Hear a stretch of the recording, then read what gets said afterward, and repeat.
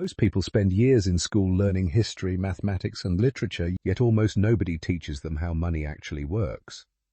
Think about that for a moment. You graduate, you enter the real world, and suddenly you are expected to manage a salary, pay taxes, handle debt, and plan for retirement, all without ever receiving a single lesson on how to do it properly. Financial illiteracy is not just an inconvenience. It is one of the most expensive gaps in modern education, and it quietly shapes the quality of your entire life. The good news is that financial literacy is not some mysterious talent reserved for economists or Wall Street professionals. It is a skill, and like any skill, it can be learned, practiced, and mastered by anyone willing to invest the time. The very first step toward financial literacy is awareness.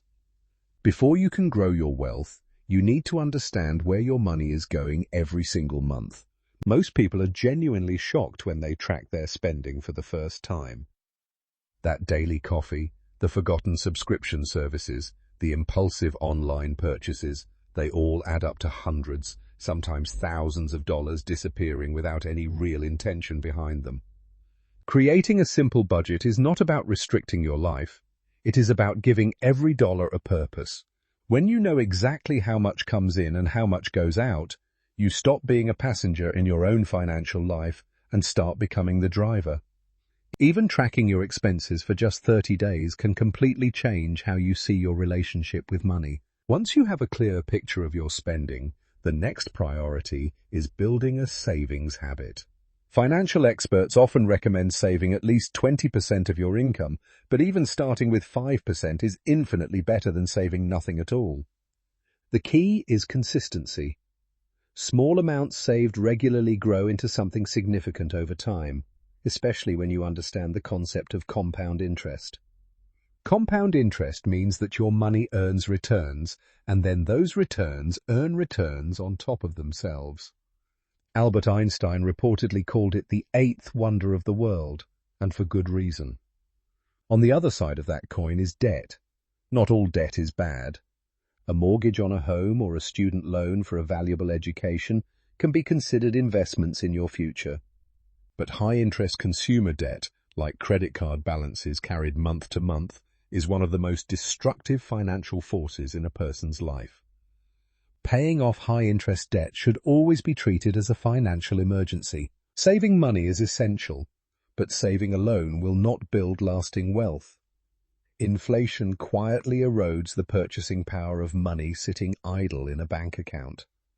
This is where investing becomes critical.